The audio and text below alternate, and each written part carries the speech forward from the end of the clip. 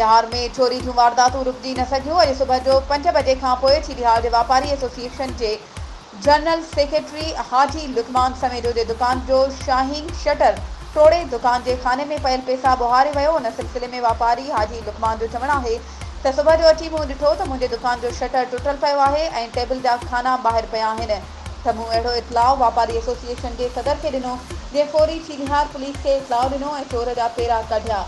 उन बाद चीलिहार जे वापारनि हड़ताल करे कारोबार बंदि रखियो ऐं वापारनि ऐं शहर वासियुनि गॾियल तौरु एहतजाज कंदे मिठी उमरकोट रोड ते धरणो हणी वेही रहिया।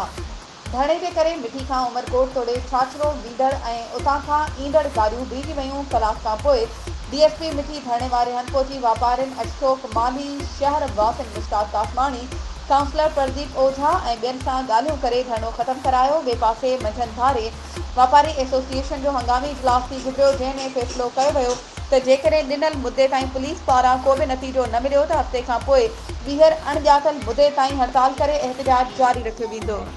वधीक ख़बरुनि ऐं अपडेट्स जे लाइ असांजे चैनल खे सब्सक्राइब कयो ऐं हा, बेल आइकन खे प्रेस करणु न विसारिजो त जीअं असांजी हर नई अचण वारी वीडियो तव्हां ताईं पहुची